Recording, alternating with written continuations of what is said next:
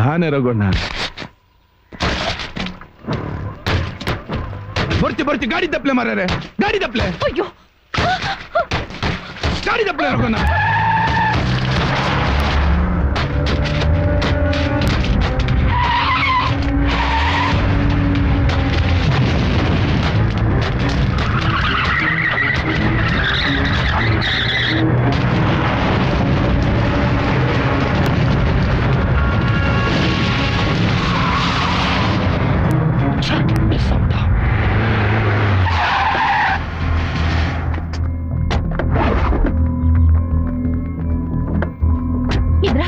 ನಿನಗೆಂತ ಆಗ್ಲಿಲ್ಲ ಅಲ್ಲ? ಏನಿಲ್ಲ ಅದಕ್ಕೆ ಇಂದ್ರ ಎಂತ ಆಗ್ಲಿಲ್ಲ ಅಲ್ಲ? ಒಳಗೆ ಹೋಗು ರಘುವಣ್ಣ. ಗಾಡಿ ತಪ್ಪಲೆ ಎಲ್ಲಿಗೆ ಹೋಗ್ತಾ ಇದ್ದೀರಾ? ಮುಲ್ಪನೆ ಮಾರಾಯ, ಇಷ್ಟು ದಿನ ಅಲ್ಲಿ ಇಲ್ಲಿ ಹಿಂದೆಂದ ಟಚ್ ಮಾಡುತ್ತಿದ್ದ, ಈಗ ಡೈರೆಕ್ಟ್ ನಮ್ಮನ್ನೇ ಅಟ್ಯಾಕ್ ಮಾಡಿದ್ದಾನೆ. ಅವನನ್ನು ಹಾಗೆ ಬಿಡುವುದುಂಟಾ? ಬಿಡುವುದಿಲ್ಲ. ಬೇಡ ಅಣ್ಣ, ಬಿಟ್ಬಿಡಿ ಪ್ಲೀಸ್. ಅವನನ್ನು ಹೀಗೆ ಬಿಟ್ಟರೆ ಕತೆ ಮುಗಿಯಿತು. ಇಲ್ಲ ಅಣ್ಣ, ದ್ವೇಷ ಮಾಡ್ತಾನೆ ಹೋದ್ರೆ ಅದಕ್ಕೆ ಕೊನೆ ಅನ್ನೋದೇ ಇರೋದಿಲ್ಲ. ತಂದೆ ಮಕ್ಕಳು ಮೊಮ್ಮಕ್ಕಳು ವಂಶ ಪಾರಂಪರ್ಯವಾಗಿ ಬೆಳ್ಕೊಂಡೇ ಹೋಗ್ತಾ ಇರುತ್ತೆ. ಇಷ್ಟ ದಿನ ಮಾಡಿದ್ದೆ ಸಾಕು, ದಯವಿಟ್ಟು ಬಿಟ್ಬಿಡಿ ಅಣ್ಣ. ಅವ ಅಟ್ಯಾಕ್ ಮಾಡಿದ್ರೆ ಇದ್ರಿ ಮನೇಲಿ ಕೂರುದುಂಟಾ? ಅಪ್ಪುಜ್ಜಿ ಎಂಜಿನ್ ಆಂಡಾಳ ಬಿಡೆ. ಏ ರಘೋಣ, ಗಾಡಿ ತಪ್ಪಲೆ. ನಿಂತ್ಕೊಳ್ಳಿ ರಘೋಣ. ಈಗೇನು ಅವ್ರನ್ನೆಲ್ಲ ಹೊಡೆದಾಕ್ಬೇಕು ತಾನೆ? ಕೀ ಕೊಡಿ, ನಾನು ಹೋಗ್ತೀನಿ. ಎಷ್ಟು ಜನ ನೋಡಿಬೇಕು ಹೇಳಿ? 10 20? ಇಂದ್ರಣ್ಣ, ನೀವು ಸುಮ್ಮನಿರಿ, ನಿಮಗೆ ಯಾಕೆ ಇದೆಲ್ಲ? ಯಾಕೆ ಅಂದ್ರೆ ರಾಯಣ್ಣನ್ ತಮ್ಮ ತಾನೆ. ನಾನು ಹೋಗ್ತೀನಿ, ಬನ್ನಿ ಈ ಕಡೆ. ಇಂದ್ರ, ನಿನಗಿಷ್ಟ ಇಲ್ಲ ಅಂದರೆ ಬೊಡ್ಚಿ ಬಿಡ್ಲೆ. ಯಾಕೆ? ನನ್ಗೇನಾರು ಆಗ್ಬಿಡುತ್ತೆ ಅಂತ ಭಯ ಪಡ್ತಾ ಇದ್ದೀರಾ? ಇದೇ ಭಯ ಅಣ್ಣ 15 ವರ್ಷದಿಂದ ಅತ್ಗೇನು ಪಡ್ತಾ ಇರೋದು.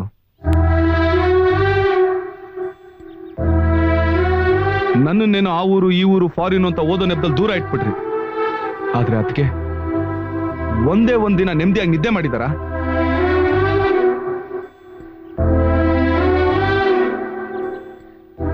ನೀವು ಮನೆಯಿಂದ ಆಚೆ ಹೋಗಿ ವಾಪಸ್ ಬರೋವರೆಗೂ ಅನ್ನ ನೀರು ಬಿಟ್ಟು ಇರೋ ಬರೋ ದೇವ್ರಿಗೆಲ್ಲ ಅರ್ಕೆ ಹೊತ್ಕೊಂಡು ನಿಮ್ಗೋಸ್ಕರ ಕಾಯ್ತಾ ಇರ್ತಾರೆ. ಅದಕ್ಕೆ ಬೇಕಾಗಿರೋದು ಈ ಬಂಗ್ಲೆ, ನೀವು ತಂದ್ಕೊಡೋ ರೇಷ್ಮೆ ಸೀರೆ ಒಡವೆ ಅಲ್ಲ ಅಣ್ಣ.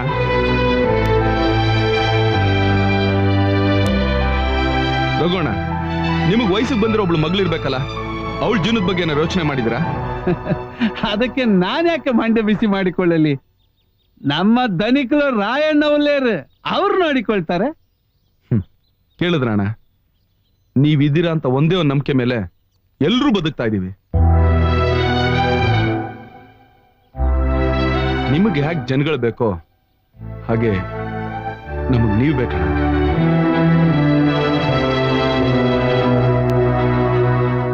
ಜನಗಳಿಗೆ ಸಹಾಯ ಮಾಡೋದಕ್ಕೆ ಸಾವಿರಾರು ದಾರಿಗಳಿದೆ, ಮಾಡಿ. ನಾವು ಬೇಡ ಅನ್ನಲ್ಲ. ಆದ್ರೆ ಪದೇ ಪದೇ ಈ ಜಗಳ, ಪಂಚಾಯಿತಿ, ಹೊಡೆದಾಟ ಇದೆಲ್ಲ ಯಾಕಣ ಬೇಕು? ತಪ್ಪು ಮಾಡಿದವ್ರಿಗೆ ಶಿಕ್ಷೆ ಕೊಡೋದಕ್ಕೆ ಪೊಲೀಸರಿದ್ದಾರೆ, ಕೋರ್ಟ್ ಇದೆ. ನ್ಯಾಯನ ಕಾಪಾಡೋದಕ್ಕೆ ನ್ಯಾಯಾಧೀಶರಿದ್ದಾರೆ. ಕಾನೂನ ಕೈಗೆ ತಗೊಳ್ಳೋಂತ ಕೆಲಸ ನಿಮ್ಗೆ ಯಾಕಣ ಬೇಕು? ದಯವಿಟ್ಟು ಇದನ್ನೆಲ್ಲ ಬಿಟ್ಬಿಡಿ ಅಣ್ಣ.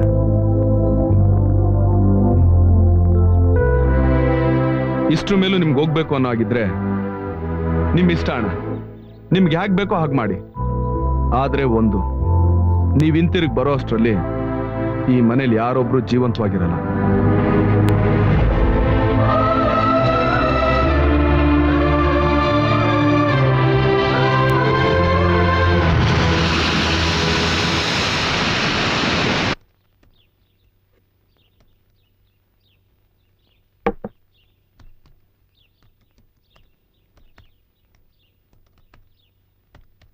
ಮಂಗಳಾ, ಓಯ್ ಮಂಗಳಾ.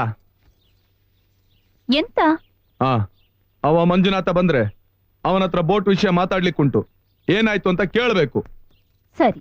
ಹಾಗೆ ರೈ ಬಂದರೆ ಬ್ಯಾಂಕ್ ನಲ್ಲಿ ಕೆಲಸ ಉಂಟು, ನನ್ನ ಜೊತೆ ಬರ್ಲಿಕ್ಕೆ ಕೇಳು. ಆಯ್ತು.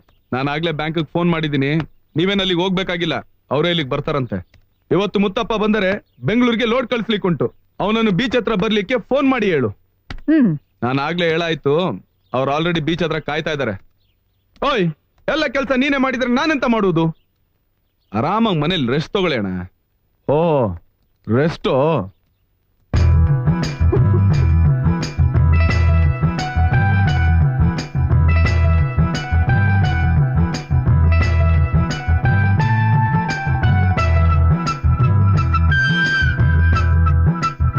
ದಾನೆ, ಆಫೀಸ್ ಇಲ್ಲವಾ?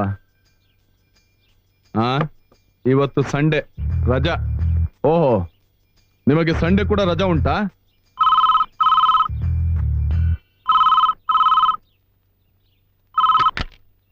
ಹಲೋ, ಹೇಳಿ ಮಂಜುನಾಥ್. ಯಜಮಾನ್ರೆ, ನೀವು ಒಂದು ಬೋಟ್ ನೋಡ್ಲಿಕ್ಕೆ ಹೇಳಿದ್ರಲ್ಲ, ಅದು ನೋಡಿ ಆಯ್ತು. ಬೋಟ್ ಒಳ್ಳೆ ಕಂಡೀಷನ್ ಅಲ್ಲಿ ಇದೆ. ಓಕೆ ಮಂಜುನಾಥ್, ಹಾಗಾದ್ರೆ ನಾಳೆ ಬೆಳಗ್ಗೆ 10 ಗಂಟೆಗೆ ಬರ್ತೀನಿ. ಮಾತಾಡಿ ಮುಗಿಸ್ಬಿಡೋಣ. ಆಯ್ತು ಆಯ್ತು. ದಣಿಗಳು ಮನೇಲಿ ಇಲ್ವಾ? ದಣಿಗಳು ಮನೇಲಿ ಇಲ್ವಾ ಅಂತ ಕೇಳಿದೆ. ಅಣ್ಣನಾ? ಅವರು ತುಂಬಾ ಬ್ಯುಸಿ ಆಗಿದ್ದಾರೆ, ಅವ್ರನ್ನ ಡಿಸ್ಟರ್ಬ್ ಮಾಡಬೇಡಿ. ಏನಾರು ಇಂಪಾರ್ಟೆಂಟ್ ಕೆಲಸ ಇದ್ರೆ ನನ್ನ ಮೊಬೈಲ್ಗೆ ಫೋನ್ ಮಾಡಿ. ಆಯ್ತು. ಇವತ್ತು ಮಾತ್ರನಾ? ಇವತ್ತು ಮಾತ್ರನಾ ಅಂತ ಕೇಳಿದೆ. ಇಲ್ಲ, ಇನ್ಮೇಲೆಲ್ಲ ಹೀಗೇನೆ.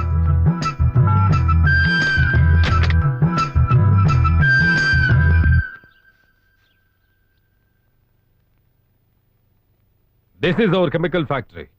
This has a turnover of around 5,000 crores per year. This is our shipping company, which carries goods from Germany to India. By the way, gentlemen, this huge building in Malaysia is our trade center. That's it, gentlemen.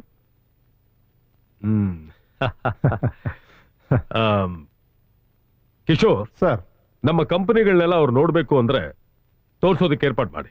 Okay sir. It's not necessary. Sir, ನೀವು explain ಮಾಡಿ ಸ್ಟೈಲೇ ಇವ್ರಿಗೆಲ್ಲ ತುಂಬಾ ಖುಷಿಯಾಗಿದೆ sir. Excuse me, tomorrow morning will sign the contract. Sir, agreement signing contract ಎಲ್ಲ ನಾಳೆ ಬೆಳಿಗ್ಗೆನೇ ಮಾಡೋಣ ಅಂತಿದ್ದಾರೆ. Okay, thank you very much sir. With pleasure sir. Thank you. Okay, see you tomorrow morning. ನಾನು ಇವ್ರನ್ನ ಕಳಿಸ್ಬಿಟ್ಟು ಬರ್ತೀನಿ ಸರ್.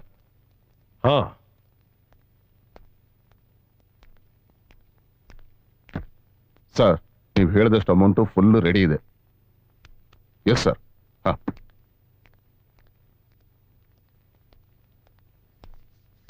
ಸರ್, ಕಿಶೋರ್ ಕಿಶೋರ್ ಕಿಶೋರ್ ಕಿಶೋರ್ ಯಾಕೆ ಕಿಶೋರ್ ನಾಳೆ ಬಂದು ಕಾಂಟ್ರಾಕ್ಟ್ ಸೈನ್ ಮಾಡ್ತೀನಿ ಅಂತ ಹೇಳ್ತಿದ್ದಾರೆ? ಅದಕ್ಕೆ ಯಾಕೆ ಸರ್ ಟೆನ್ಷನ್?